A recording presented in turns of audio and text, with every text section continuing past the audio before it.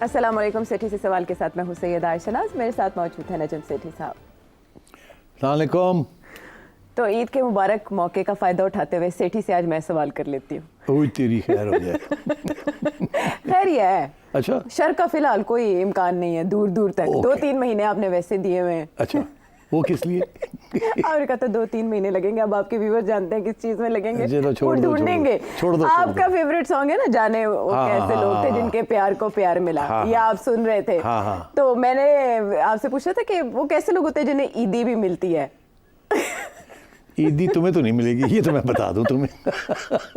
آپ کے ویورز کو ملے گی, ویورز کو جو ہے وہ پیار محبت ملے گی, یہی عیدی ہو سکتی ہے. اور کیا آپ کی طرف سے ہم انہیں عیدی دینے کا ارادہ رکھتے ہیں. وہ یوں اچھا کہ ظاہر ہے آپ ان کو ڈسپیچ تو نہیں کر سکتے, چیکس بھی نہیں بھیج سکتے, ان کے اکاؤنٹ میں بھی ٹرانسفر نہیں کر سکتے. آپ کے اوپر الزام لگ جائے گا فائنینشیل ٹرانزیکشن, وہ پتہ نہیں کیا ہو جائے گا, وہ پیسے کہاں سے آئے. ہاں کہاں سے آئے آپ ثابت کریں, منی ٹریل دیں. منی ٹریل دیں. تو پھر عیدی دینے کی ایک ہی صورت بچتی ہے کہ آج کا سارا شو ان کے سوالوں پر مبنی ہو. واہ اچھا, ڈائریکٹ آپ سے ان تک ٹرانزیکشن ہو جائے گی. کرو یار, آج سارے بڑے سوال آ رہے تھے جو آپ لوگ نہیں کرتے تھے. ہاں نہیں, وہ وقت کی کمی اور کرنٹ افیئرس کے اجزام کی وجہ سے نہیں کر پاتے تھے. لیکن آج کے شو میں ہم عیدی آپ کے ویورز کے لیے سارا نام کر رہے ہیں شو ان کے سوالوں. چلو ڈن کرو یار, let me look into the camera and get on with it. ہاں جی بالکل. تو براہ راست اب آپ سے مخاطب ہوں گے, اور ظہیر فیصل آباد سے کیا جاننا چاہتے ہیں سیٹھی صاحب سے؟ سر معاشروں کے عروج اور زوال کی کہانیاں تو آپ نے سنی ہیں, تاریخ آپ نے دیکھی ہوگی. جس طرح سے ہماری سوسائٹی پولرائز ہو چکی ہے, نون لیگ اور پیپل پارٹی کی کوتاہیاں کہہ لیں یا خان صاحب کی مہربانی کہہ لیں, جیسے بھی ہوا, اب اس پولرائزیشن کو کس طریقے سے سمیٹا جا سکتا ہے, اور ہمارا جو ملک ہے ایک قوم کے طور پر اگر ابھرنا چاہے تو ہماری سیاسی پارٹیوں کو کیا کرنا چاہیے, کس طرح سے یہ جو قوم ہے وہ ایک پلیٹ فارم پہ جمع ہو جائے. جس طریقے سے آج کل عوام جو ہے 2 قبیلوں میں بٹ گئی ہے, اس کا کوئی حل ہے آپ کی نظر میں؟ حل تو بڑے ہوتے ہیں, اگر مسئلہ ہو تو اس کا حل تو ہوتا ہے, مگر سوال یہ ہے کہ کیا ہمارے سیاستدان, ہمارے اسٹیبلشمنٹ کے لوگ جو سینئر لوگ ہیں, are they ready to have a solution. اور میں یہ سمجھتا ہوں کہ میرا خیال ہے ایک وقت آئے گا کہ مجبوری ہوگی سب کی کہ کوئی نہ کوئی حل نکالا جائے. شاید وہ وقت آج نہیں ہے مگر کل آئے گا وہ وقت. تو وہ جب وقت آئے گا تو کس قسم کی سولوشن نکلے گی یا نکل سکتی ہے, میں اسی کی طرف اشارہ کر سکتا ہوں. ایک تو یہ ہے کہ جو بھی سولوشن نکلے گی وہ پارلیمنٹ کے اندر نکلے گی. پارلیمنٹ کے باہر وہ نکلے گی تو وہ اس کا کوئی معنی نہیں پائے گی. سو پارلیمنٹ کے اندر ایک سولوشن نکلے گی. اس سولوشن کے تحت ایک الیکشن کے اوپر معاہدہ ہوگا کہ اگلی الیکشن کب ہونی ہے, کیسے ہونی ہے, اور کیا اس کے رولز ہوں گے. دوسرا یہ کہ اس الیکشن کے اندر کون سی سیاسی جماعتیں انوالو ہوں گی, پارٹیسپیٹ کریں گی. اور تیسرا یہ کہ آگے جا کے کس قسم کی ہائیبرڈ اسٹیٹ کو تسلیم کرنا پڑے گا, یا آئینی طور پہ یا پارلیمنٹ کے اندر کوئی معاہدے کے تحت. بیکاز میرا خیال ہے کہ یہ اب ہائیبرڈ ماڈل جو ہے نا, اس کو ہٹانا بڑا مشکل ہو جائے گا. کیونکہ پہلے بھی ایک قسم کا ہائیبرڈ ماڈل ہوتا تھا مگر وہ ان سین, ان ریٹن ہوتا تھا. جب سے یہ خان صاحب نے یہ سیم پیج ہائیبرڈ ماڈل بنایا, تو اور اس کے بعد جب ان کی چھٹی ہوئی اس ہائیبرڈ ماڈل کی, تو ایک اور ہائیبرڈ ماڈل آ گیا جو اس سے بھی زیادہ سخت ہے. تو اس لیے میں یہ سمجھتا ہوں کہ ہائیبرڈ ماڈل کا بھی کوئی نہ کوئی راستہ نکالنا پڑے گا, اس کو تسلیم کرنا پڑے گا. اس کے کانٹورز کیا ہوں گے, کیا نہیں ہوں گے. بڑے افسوس کی بات ہے کہ صورتحال ایسی ہوگی, مگر اب مجبوری یہی ہے کہ کیونکہ ساری سیاسی جماعتوں نے, عمران خان کی سیاسی جماعت نے بھی ہائیبرڈ ماڈل ایکسیپٹ کیا تھا, اور نون لیگ اور پیپلز پارٹی نے بھی ایکسیپٹ کر لیا ہے. اور یقینی طور پہ اگر کوئی اور چوتھی پارٹی نکلتی ہے تو میرا خیال ہے وہ بھی ہائیبرڈ ماڈل کو ایکسیپٹ کریں گی. تو یہ ساری باتیں جو ہیں یہ طے ہونی پڑیں گی. اس کے اندر پھر یہ طے کرنا پڑے گا کہ اگر کہ عمران خان صاحب بھی اس میں حصہ لیتے ہیں یا نہیں لیتے. ایک چیز. دوسری چیز یہ کہ آرمی چیف کی اپوائنٹمنٹس اور ایکسٹینشنز, اس کے اوپر بھی غور و فکر کرنا پڑے گا اور اتفاق کرنا پڑے گا. تو یہ سارے ایشوز ہیں. میں سمجھتا ہوں کہ یہ کسی نہ کسی سٹیج پہ یہ ملک بچے گا اسی صورت میں کہ ان سب کے حل نکالیں گے, اور مجھے لگتا ہے ایسے ہے کہ ان کے حل نکل آئیں گے. اور وقت تھوڑا دور ہے مگر اس کے علاوہ کوئی چارہ نہیں ہے.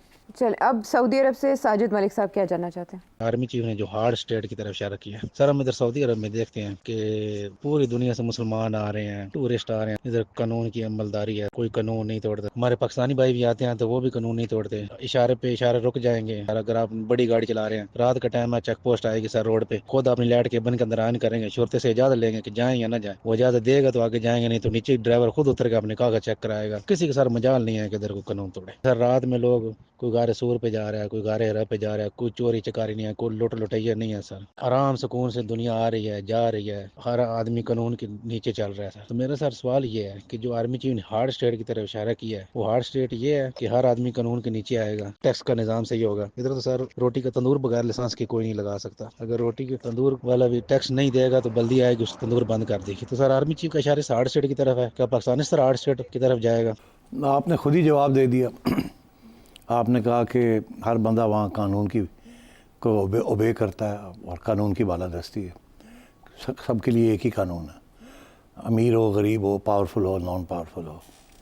تو جواب تو آپ نے دے ہی دیا. دیکھیے میں آپ کو ایک بڑی انٹرسٹنگ بات بتاؤں. جب گورا یہاں سے چھوڑ کے گیا پاکستان اور انڈیا کو، تو 1950s میں مجھے یاد ہے آج تک کہ ہم جب اسکول جاتے تھے تو سائیکل کے اوپر جاتے تھے، اور جب شام پڑتی تھی تو وہ ایک ڈائنامو ہوتا تھا، وہ سائیکل پہ لگا ہوتا تھا، جس کے ساتھ سائیکل کی لائٹ پیچھے اور آگے نظر آتی تھی. اور اگر وہ لائٹ نہ جلتی تو اسی وقت عام کنسٹیبل سڑک پہ کھڑا آپ کا چلان کرتا تھا. کوئی لین دین نہیں ہوتی تھی، کوئی پیسے کی بات نہیں ہوتی تھی، کوئی یہ نہیں ہوتا تھا تم جانتے ہو میں کون ہوں، میں کون ہوں، ایسی کوئی بات نہیں تھی. اسٹریٹ اوے چلان ہو جاتا تھا. یہ گورا یہ قانون چھوڑ کے گیا تھا اور یہ ماحول چھوڑ کے گیا تھا کہ قانون کی بالادستی تھی اوپر سے لے کے نیچے تک. آہستہ آہستہ وہ ختم ہو گئی ہے. اب پیسہ چلتا ہے، اب فائلوں پہ پہیے لگتے ہیں اور سفارشیں چلتی ہیں، میرٹ کے اوپر کام نہیں ہوتا، اور سیاسی جماعتیں اور اسٹیبلشمنٹ خود قانون کی بالادستی نہیں کرتے انفارچونیٹلی. اسی لیے یہ شور پڑا ہوتا ہے سارا وقت کہ جی آئین کیا ہے اور آئین چیلنج ہو گیا، جوڈیشری میں یہ ہو رہا ہے، جوڈیشری میں وہ ہو رہا ہے. تو جب تک یہ اسٹیبلش نہیں ہوگا کہ قانون کی بالادستی سب نے کرنی ہے اور کوئی سفارش نہیں ہونی اور کوئی رشتہ داری نہیں ہونی، تو اس وقت تک ایسے ہی ماحول رہے گا. یہاں جب ہمارے پاکستانی بھائی باہر جاتے ہیں تو وہاں کوئی سفارش نہیں چلتی، وہاں پولیس سب کے لیے ایک ہی ہے. اور اب تو انہوں نے ٹیکنالوجی استعمال کر رہے ہیں، کوئی بھی غلط کام ہو تو وہ کیمرہ پکڑ لیتا ہے اور اسی وقت آپ کا چلان ہو جاتا ہے. اب یہاں بھی آہستہ آہستہ یہ ہونا شروع ہو گیا ہے، مگر بڑے پیمانے پہ تو قانون کی بالادستی نہیں ہے. سارا وقت ہماری جو رولنگ کلاسز ہیں سب سے پہلے تو وہ قانون توڑتی ہیں. اگر وہ ٹیکس چوری کرتے ہیں تو قانون توڑتے ہیں، اگر وہ اور کوئی بڑے کرائم کرتے ہیں، منی لانڈرنگ کرتے ہیں تو کوئی، اگر وہ کک بیکس دیتے ہیں تو کوئی نہیں، اگر وہ رشتہ داروں کو پروموٹ کرتے ہیں تو کچھ نہیں، اینڈ سو آن. تو مسئلہ تو ہمارا ہے جب ہمارے لوگ باہر جاتے ہیں تو وہاں they all have to obey the law. تو سب سے امپورٹنٹ بات تو یہ ہے. ایک اور بات بھی ہے، قانون کی بالادستی، جو بھی قانون ہو، اچھا ہو یا برا ہو، سخت ہو یا سافٹ ہو، وہ ڈکٹیٹرشپس میں زیادہ ہوتا ہے اور جمہوریت کے اندر کم ہی ہوتا ہے. جمہوریت کے اندر بہت سے ایونیوز ہوتے ہیں آپ کو اپیل کرنے کے، قانون کی بہت سی انٹرپریٹیشنز ہوتی ہیں. پوری ایک وکلا حضرات کی پروفیشن ہے جو گلٹی بھی ہیں ان کو بھی ڈیفینڈ کرتے ہیں. عدالتیں ہوتی ہیں، کتنے ہزاروں لاکھوں لوگوں کے کیسز جو ہیں وہ عدالتوں کے آگے ہر وقت ہوتے ہیں.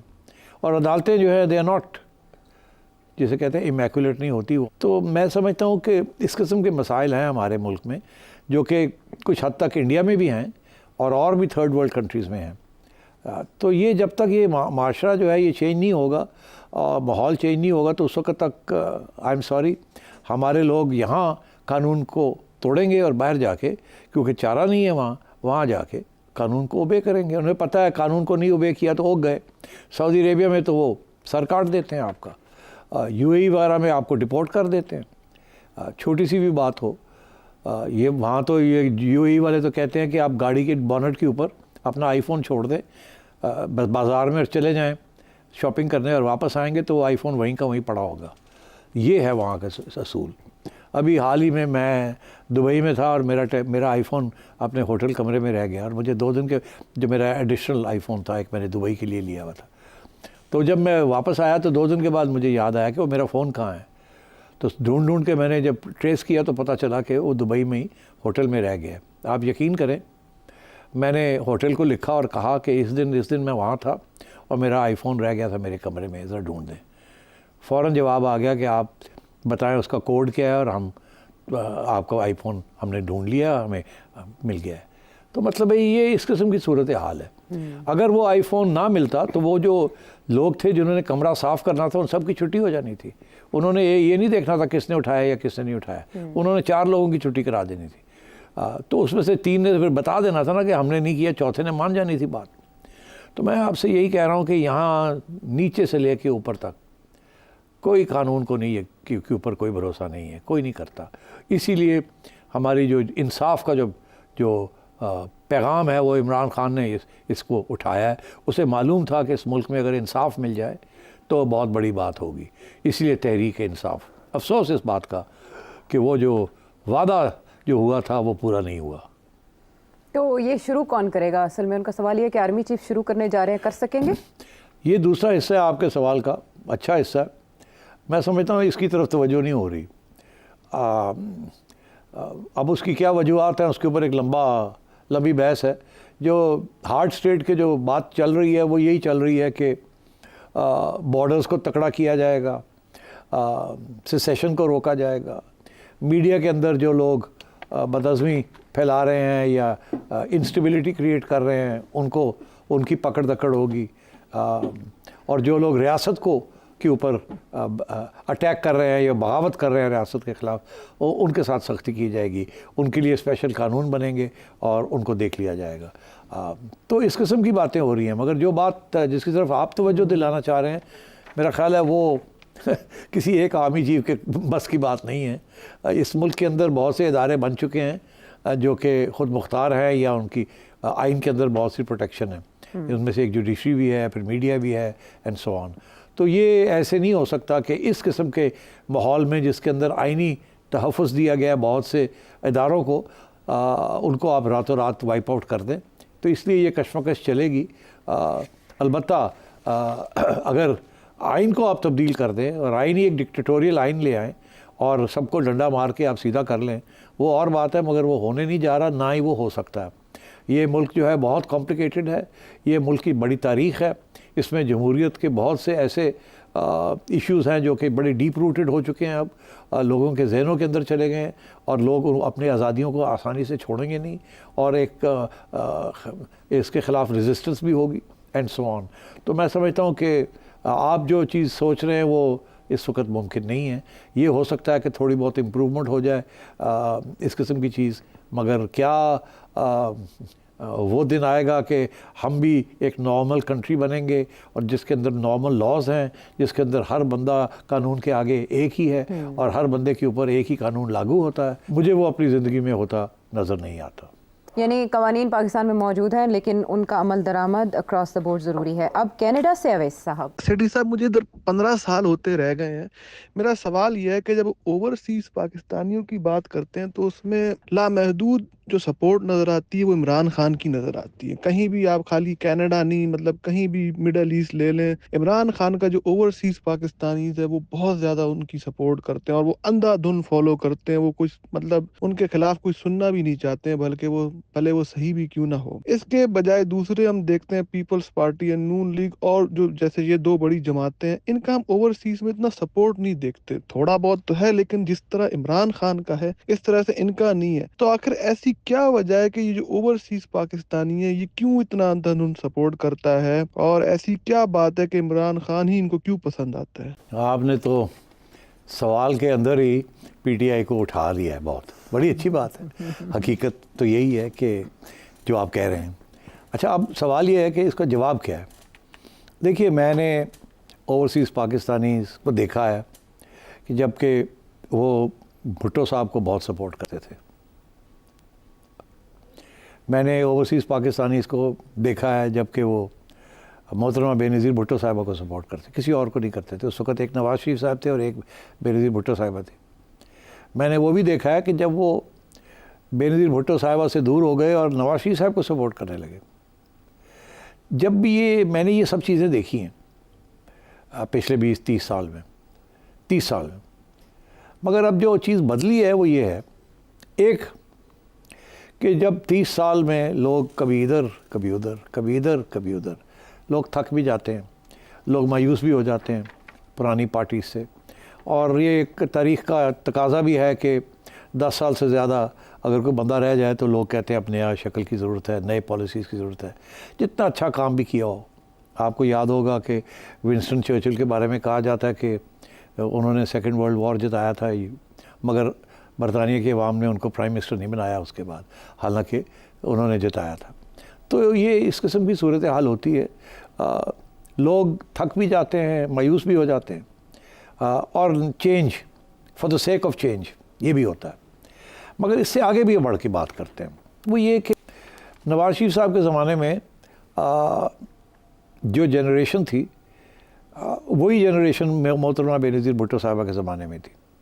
تو اسی لیے وہ جب ایک نکلتا تھا تو اس کے خلاف مہم چلتی تھی کہ اس نے یہ کیا, لوگ بدل ہو کے دوسری طرف چلے جاتے تھے. پھر وہ خراب کام کرتا تھا اور یہ وعدے کرتے تھے اور واپس آ جاتے.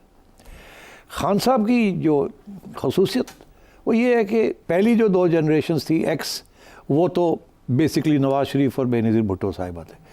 پھر اس کے بعد جن وائی آئی, they started shifting towards Imran. Gen Z جو لاسٹ میں آئی ہے, I think that's mostly about Imran. یہ جنریشنز ہیں, they are the internet generation, they are the global generation. انہوں نے, ان کے جو ایشوز ہیں they are very different. Nawaz Sharif صاحب اور بے نظیر بھٹو صاحبہ کا تو کرزما تھا, ان کو ووٹ بھی ملا, پھر وہ والد بھی مارٹر ہو چکے تھے تو ان کو 2 دفعہ ووٹ ملا, اور تیسری دفعہ بھی مل گیا ان کو, ان کے ہسبینڈ کو اینڈ ان کی پارٹی کو. مگر اور وہ وہیں ابھی بھی ملتا ہے ان کو. مگر جہاں تک نواز شریف صاحب ہیں, ان کی پارٹی کے اندر تو خاص کرزما کبھی بھی نہیں تھا. مگر کیونکہ یہ سالڈ پنجابی پارٹی تھی اور میاں صاحب سالڈ پنجابی تھے اور ان کے بڑے تعلقات تھے اسٹیبلشمنٹ کے ساتھ, تو ان کو حمایت بھی تھی. عمران خان صاحب از اے ہیرو. ابھی تک بھٹو صاحب بھی ہیرو نہیں تھے کبھی بھی, محترمہ بھی ہیروئن نہیں تھی. ایک چھوٹے سے وقت کے لیے وہ ہیروئن بنی تھی, مگر رہی نہیں ہیروئن, بیکاز 2 دفعہ نکالی گئی تھی. پہلی دفعہ جب واپس آئی تھی تو ہیروئن تھی. عمران خان تو ہیروئک سٹیٹس ہے ان کا, تو ورلڈ کپ کے بعد بھی بیکیم اے ہیرو. یہ جو ہسپتال بنایا انہوں نے, ہیروئک, لوگوں نے پیسے دیے. سو عمران کا ایک ایڈیشنل ڈائمینشن ہے از ہیروئک. سو میں سمجھتا ہوں کہ ان 3 وجہ سے Imran is still very popular amongst 3 generations. وہ جنریشن جو میاں صاحب سے 1 دفعہ نہیں 2 دفعہ فارغ ہو چکی, وہ جنریشن جو پیپلز پارٹی سے 1 دفعہ نہیں 2 دفعہ فارغ ہو چکی, اور اب یہ تیسری جنریشن ہے جو کہ ان اینی کیس ان کو ووٹ ڈالتی نہیں ہے. They want change and for them Imran, and they want looking for a heroic figure. So I think Imran fulfils all 3 categories. اور پھر میں ضرور یہ کہوں گا کہ ان کو عمران ایک نیشنلسٹ نظر آتا ہے. یہ نیشنلزم کا زمانہ ہے, ان کو ایک نیشنلسٹ نظر آتا ہے. جب وہ کھڑا ہو کے اور امریکہ کے خلاف بات کر دیتا ہے یا کسی اور کے خلاف بیرونی ملک کے خلاف بات کرتا ہے تو لوگوں کو پسند آتی ہے یہ بات. جب وہ نریندر مودی کو گالیاں دیتا ہے تو لوگوں کو پسند آتی ہے یہ بات. تو ہی ان کی جو نیشنلزم ہے وہ بھی لوگوں کو پسند آتی ہے. حالانکہ وہ ایک سیاست ہے, کبھی وہ نیشنلزم بن جاتی ہے, کبھی وہ ریورس پہ چلی جاتی ہے, مگر لوگ وہی چیز یاد رکھتے ہیں جو کہ ان کو پسند آتی ہے. تو I think for all these reasons یہ اکراس 3 جنریشنز عمران خان صاحب is now the most popular leader. اس میں کوئی شک ہی نہیں ہے. مگر اب بات یہ ہے کہ ڈیلیوری بھی تو ہونی چاہیے نا. اسی لیے کچھ لوگ یہ کہتے ہیں کہ عمران خان صاحب کی 4 سال کی حکومت میں ہمیں کچھ بھی نہیں ملا, نہ پایا, نہ کچھ ملا ہی کچھ نہیں. اگر ان کی حکومت چلنے دیتے, 1 سال اور رہ گیا تھا ان کا, تو پھر شاید یہ جو رومانس ہے عمران خان کا یہ ختم نہ ہوتا. مگر کیونکہ ان کو نکال دیا گیا تو وہ جو ہے نا فیکٹر کہ جو اپریسڈ ہوتا ہے یا جس کے ساتھ زیادتی کی جائے, یہ احساس یہ ہو کہ اس کے ساتھ زیادتی ہوئی ہے, ہمدردی اس کے لیے بن جاتی ہے. جیسے محترمہ کے لیے ہمدردی بنی جبکہ ذوالفقار علی بھٹو صاحب کی وجہ سے، اور آصف زرداری صاحب کے لیے ہمدردی بنی جبکہ محترمہ کی وجہ سے، اینڈ سو آن. تو خان صاحب جو ہے یہ جیل کے اندر بھی جتنی دیر رہیں گے ان کے لیے ہمدردی بنتی جا رہی ہے. اگر پچھلے الیکشن میں ان کو حصہ لینے دیتے تو پھر شاید ایسی صورتحال نہ ہوتی، مگر کیونکہ انہوں نے اس سے پہلے ہی ان کو کنوکٹ کر دیا اور اس کے ساتھ پھر اور بھی ہمدردی بن گئی ان کے لیے. تو یہ اب دیکھنا پڑے گا کہ یہ عمران فینومینن کو کیسے یہ ٹیکل کریں گے. اور میرا یہ اپنا خیال ہے کہ جب تک وہ واپس آ کے ایک دفعہ پھر اپنی ٹرم پوری نہیں کریں گے تو یہ جو رومانس ہے یہ ختم نہیں ہوگا. اور وہ کیسے ہوگا، کن ٹرمز کے اندر ہوگا، وہ اس کا جواب ابھی میں نے اس سے پہلے دیا ہے کہ وہ ہونا پڑے گا کسی نہ کسی سٹیج پہ. کیسے ہوگا، کیا ہوگا، اس پہ خان صاحب کو کیا کمپرومائز کرنی پڑے گی، کیا نہیں کرنی پڑے گی، that is a separate issue. وہ کرنا پڑے گا، راستہ کھولنا پڑے گا.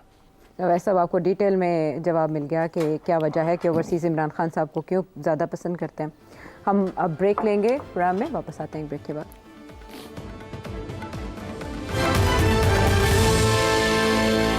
Welcome back to the show.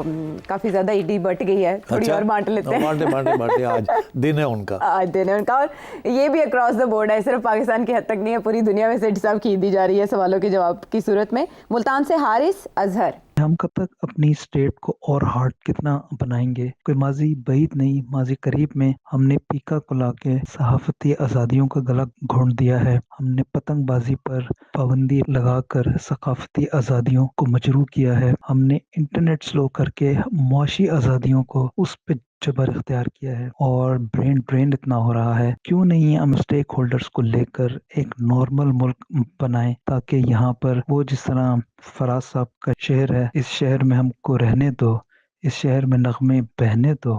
Hi Allah, normal ملک کیوں نہیں بناتے؟ میں تو 40 سال سے یہی رو رہا ہوں، اور 40 سال سے ہم ایب نارمل بنتے جا رہے ہیں. تو اب کیسے اس کو نارمل ملک بنایا جائے؟ کون سا لیڈر ہے جو اس کو نارمل ملک بنا سکتا ہے؟ میں سمجھتا ہوں کہ بھٹو صاحب بنا سکتے تھے مگر نہیں بنایا انہوں نے. میں سمجھتا ہوں کہ بے نظیر بھٹو صاحبہ بنا سکتی تھی، نہیں بنایا. میں سمجھتا ہوں نواز شریف صاحب دوسری دفعہ جب آئے ہیں تو بنا سکتے تھے، نہیں بنایا. میں سمجھتا ہوں عمران خان صاحب تو بالکل بنا سکتے تھے. جتنا پاور ان کے پاس تھا اور جو ہائیبریڈ رژیم چلا رہے تھے اور جتنی پاپولیرٹی تھی وہ بالکل بنا سکتے تھے، نہیں بنایا. اچھا تو اب کیسے یہ بنے گا نارمل ملک؟ ہم گھیرا ہوا ہے ہمارا اس وقت جیو اسٹریٹجکلی. ایک زمانے میں یہ ہماری ایک اثاثہ تھا کہ جہاں ہم ہیں جس علاقے میں trade route to central Asia and beyond, اب وہ سب بند ہو گیا ہے. جس قسم کی یہاں کی پالیسیز چلتی رہی ہیں، جس کے اندر ریاست کے ادارے اور سیاستدان سارے انکلوڈنگ عمران خان سارے ملوث ہیں، سب ذمہ دار ہیں اس کے. تو یہ مجھے نظر نہیں آتا کہ یہ نارمل ملک بنے گا. نارمل ملک بننے کے لیے بہت زبردست لیڈر کی ضرورت ہے اور بہت ہارڈ اسٹیٹ کی ضرورت ہے. اور وہ ہارڈ اسٹیٹ اس قسم کی ہارڈ اسٹیٹ نہیں جس قسم کی ہارڈ اسٹیٹ ریپریشن کی طرف، رائٹ ونگ کی طرف جاتی ہے. وہ رائٹ ونگ ہی نہیں تو ہمیں یہ ایب نارمل اسٹیٹ بنایا ہے، جنگجو ریاست بنا دی ہے، لڑائی جھگڑے ہم نے کیے ہیں. وہ اس قسم کی ہارڈ اسٹیٹ نہیں چاہیے ہمیں ایک نارمل کانسٹیٹیوشنل ہارڈ اسٹیٹ چاہیے جس میں قانون سب کے لیے ایک ہو. ابھی میں نے اس کے اوپر لمبی چوڑی بات کی. تو اس لیے میرے دوست اگین یہ بہت اچھی آپ کی خواہش ہے. امید ہے کہ جو لوگ پاور میں ہیں وہ سن رہے ہیں، مگر میرا نہیں خیال کہ اس کے اوپر کوئی لامل ہوگا. آئی ایم سوری، آئی کی not give you any assurance on this. Okay, اب کرنل ڈاکٹر زیب. پانی پہ آپ کا میں پروگرام بھی دیکھا ہے، بہت آپ نے مفصل اور بہت اچھا اس میں وہ بتایا. مجھے اس بات کا جواب دیجئے کہ پانی دبئی میں بھی نہیں ہے، باقی گلف کنٹریز میں بھی نہیں ہے. وہ لوگ تو سمندر کے پانی کو ری یوزیبل کر کے یوز کر لیتے ہیں. ایون جو ڈی سیلینیشن پلانٹ بھی لگا کے جو سینیٹیشن والا پانی ہے وہ بھی یوز ہو جاتا ہے. تو ہمارے ملک میں ابھی تک اس طرف کیوں نہیں سوچا جا رہا؟ سندھ کو پانی کا مسئلہ ہے تو کراچی میں پورا سمندر موجود ہے، سمندر کے پانی کو آپ صحیح کر کے استعمال کیوں نہیں کر سکتے؟ بالکل صاف اور اچھا سوال ہے آپ کا، اور جائز ہے بالکل. کیوں نہیں؟ کراچی میں پانی کی شارٹیج کیوں ہے؟ کیوں پانی نہیں ملتا ہے؟ صاف پانی کیوں نہیں کراچی جیسے شہر میں ملتا ہے؟ 2 کروڑ کی آبادی کراچی میں، क्यों नहीं पानी मिलता? क्यों टैंकर्स के ज़रिए गंदा मैला पानी आता है, नहीं आता है? क्या वजह है? आप सही कह रहे हैं, दुनिया में इस वक्त 20,000 से ज़ायद डीसैलिनेशन प्लांट्स हैं, 20,000 से ज़्यादा। अफ्रीका जैसे मुल्कों में, नमीबिया, मोरक्को, आप नाम लें, वहाँ सब जगह पे डीसैलिनेशन प्लांट्स लग रहे हैं और लग चुके हैं। और एक डीसैलिनेशन प्लांट जो है डिपेंड करता है, अगर 10 मिलियन की आबादी हो किसी शहर की और उसके लिए डीसैलिनेशन प्लांट लगाना है आपने ड्रिंकिंग वाटर के लिए या क्लीन वाटर के लिए, तो वो उसका जो कॉस्ट है can be any way up from $1 to $5 billion. अब $1 to $5 billion over say a 4-year period is nothing. This is the sort of outlay that you need to do for a city like Karachi. और मैं यकीन करके आपको कहता हूँ कि आज आप कराचीइट्स से कहें कि ये पैसे इकट्ठे कर दें और प्राइवेट सेक्टर को इसमें इन्वॉल्व कर दें आप, और सही तरीके से उनकी रिटर्न्स की जो इशू है वो आप कर लें, तो बैंक्स पैसे भी दे देंगे, पानी भी मिल जाएगा, पानी का रेट भी ठीक होगा, और प्राइवेट सेक्टर जो है इसको कर सकता है अगर गवर्नमेंट नहीं करना चाहती तो ये सब कुछ अवेलेबल हो सकता है। तो अफसोस इसी बात का है कि कराची, अनफॉर्चुनेटली कराची एक ऐसा शहर बन गया है जिसकी ज़िम्मेदारी कोई लेने के लिए तैयार नहीं है। पीपल्स पार्टी उसकी ज़िम्मेदारी लेने के लिए तैयार नहीं है, नून ज़िम्मेदारी लेने के लिए तैयार नहीं है, पीटीआई वहाँ तक अभी तक पहुँची नहीं उस लेवल पे कि वो पार्लियामेंट को कंट्रोल करे और प्रोविंशियल असेंबली उनके कंट्रोल में हो। तो जब तक पावर उनकी जिस पार्टी के पास है वो पार्टी तैयार नहीं है कराची को कुछ देने के लिए या कुछ बजट देने के लिए या डीसैलिनेशन प्लांट करने के लिए, अब कराची जैसी जगह पे तो अंडरग्राउंड भी होनी चाहिए थी, वो भी नहीं है। तो अब आप सोचिए ये वजह क्या है? वजह यही है कि एक ज़माने में Karachi was in the hands of MQM, और कितना अरसा लगा MQM की टेररिज्म को ख़त्म करना, और उस वक़्त जो हालात थे कराची के, लोग छोड़ के जा रहे थे कराची, तो MQM को तो फिर क्रश करना पड़ा। जब उनको क्रश किया तो फिर जाहिर है कोई थोड़ी दूसरे किस्म की MQM आ गई, मगर उनके पास पावर नहीं है, वहाँ उनको सपोर्ट नहीं करती, और अगर करती भी है तो उनके पास असेंबली में पावर नहीं है कि वो वहाँ का बेचारा मेयर जो है उसके पास पैसे नहीं है कुछ करने के लिए, वहाँ लोकल गवर्नमेंट नहीं सही होने देते। क्यों? बिकॉज़ किसी और के पास पावर है वहाँ, और वो पैसा जो भी आता है, सिंध का जो हिस्सा है, जो कलेक्शन होती है, वो सारे का सारा पैसा जो है वो कहीं और लगता है, इंटीरियर में लगता है, या वहाँ के सियासतदान खा पी जाते हैं। तो अनफॉर्चुनेटली फेडरल गवर्नमेंट जो है वो इतनी गरीब है कि वो इतने पैसे एक डीसैलिनेशन प्लांट के ऊपर नहीं लगाना चाहते, क्योंकि वहाँ वोट वैसे भी नहीं मिलता उनको। तो ये फंसे हुए हैं इस किस्म की चीज़ में। या तो आप ऐसे करें कि कराची को फेडरल एरिया बना दें, आप एक स्पेशल स्टेटस दे दें, और वहाँ की जो टैक्स कलेक्शन है उनका हिस्सा उनको मिल जाए, और वहाँ की लोकल गवर्नमेंट हो जाए, या वहाँ एक प्रोविंशियल स्टेटस मिल जाए, फिर तो और बात है। मगर ये जो इस वक्त का जो सूरत हाल है जिसके अंदर there is only one federal area and that's Karachi को पीपल्स पार्टी नहीं बनने देगी कभी भी। It is the jewel in its crown, but it is still what it is. सो मैं समझता हूँ कि ये सिवाय फेडरल गवर्नमेंट के और कोई नहीं कुछ कर सकता। फेडरल गवर्नमेंट गरीब है। अगर पीपल्स पार्टी को वोट मिल जाता है कराची के अंदर, तो देखिए आज आप सारा कराची पीपल्स पार्टी को वोट डाल दें, तो आप देखिए पीपल्स पार्टी कैसे कराची को तब्दील करती है, तो उनका मफाद भी होगा फिर। मगर आप देते नहीं वोट उनको, आपको पसंद नहीं है पीपल्स पार्टी, तो इसलिए फिर आप उनको नहीं देते, या आप सारे सिंध में जो वोट है वो बिखर जाए, पीपल्स पार्टी को ना मिले, किसी और एक सियासी जमात को मिल जाए जिसके अंदर कराची और सिंध के लोग एक ही पार्टी को वोट दें, फिर जाके बात बनती है। मगर वो हो नहीं रहा है ना। सिंध के लोग पीपल्स पार्टी को वोट डाल रहे हैं, इंटीरियर सिंध। कराची के लोग बिखरे हुए हैं, कोई MQM को डाल रहा है, कोई जमात इस्लामी को डाल रहा है, कोई JUI को डाल रहा है, कोई इमरान खान को डाल रहा है, कोई नवाज शरीफ को डाल रहा है, कोई इंडिपेंडेंट्स को डाल रहा है। तो ऐसे तो वो शहर नहीं तरक्की करेगा। ठीक है, चलें, ये सेशन है सवालों का और इसमें हम वक्फा लेते हैं।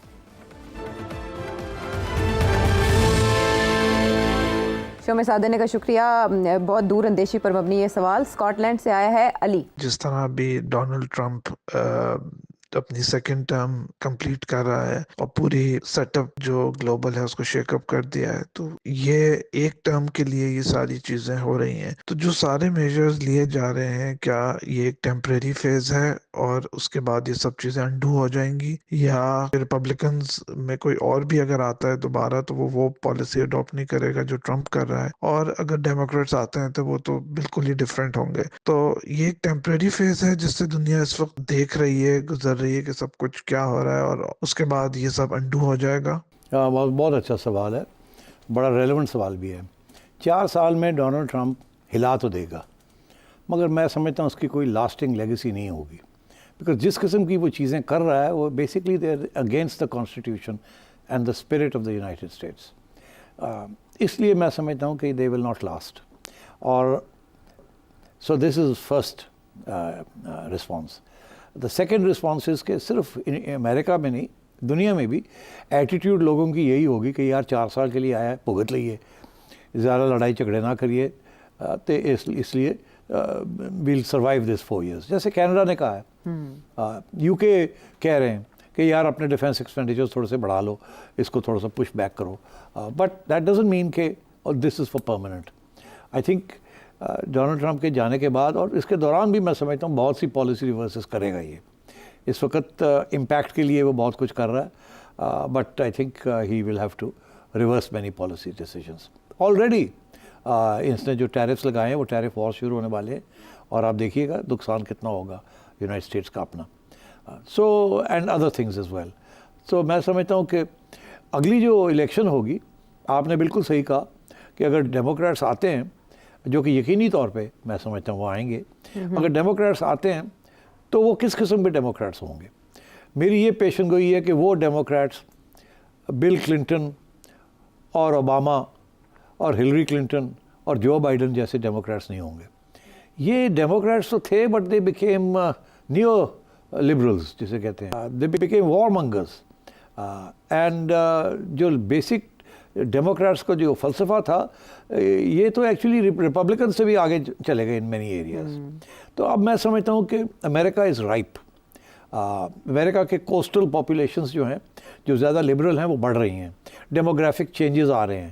میں سمجھ رہا ہوں کہ یہ جو, اور جو انٹرنیٹ کے ذریعے بھی جو پرسیپشنز ہیں اور جو نالج ہے وہ بھی تبدیل ہو رہی ہے. یہ لاسٹ ہرا جسے کہتے ہیں, یہ ہے الٹرا رائٹ کا.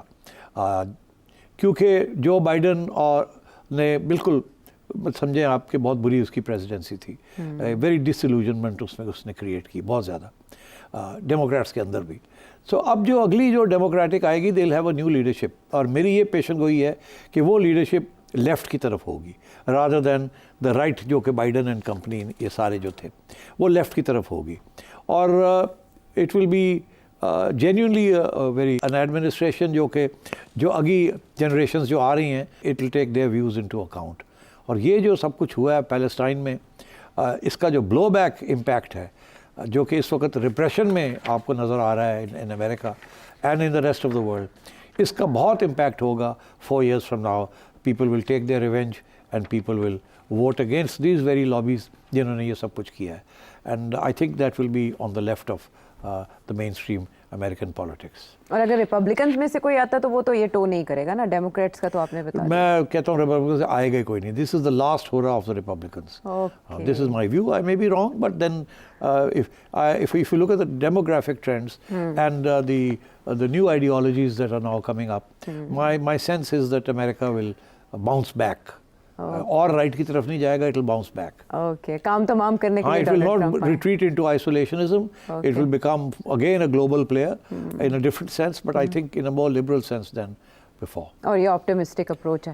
اچھا سر صاحب, اب کافی عیدی ہوگی میرا خیال ہے, پروگرام کا وقت بھی ختم ہے. ہم نے ویورس کو ویورس کو بس عید مبارک دینی ہے, دعا مانگنی ہے کہ یار ملک صحیح رہے, سلامت رہے. بہت مسائل ہیں, ہمارے لیڈرز کو اللہ تعالیٰ ان کو توفیق فرمائے, ان کو سمجھائے, ان کو عقل دے, اور ہمارے لوگوں کے لیے کوئی ریلیف آئے, اور یہ جو گھٹن ہے یہ دور ہو. یہ گھٹن کے ساتھ تو کچھ بھی نہیں چلتا, اور یہ جو لمبے چوڑے وعدے کیے جا رہے ہیں ان کو ہمارے حکمران طبقہ نبھائے, اور کچھ خوشحالی آئے, کچھ اسٹیبلٹی آئے, کچھ سرٹنٹی آئے, کچھ اکنامک گروتھ آئے, کچھ جابز آئیں, and so on. So my prayers are for the nation and for the people of this country. ان نیک تمناؤں کے ساتھ سیٹھی سے سوال کی پوری ٹیم کی طرف سے آپ سب کو مبارک. اگلے پروگرام تک کے لیے اجازت دیں.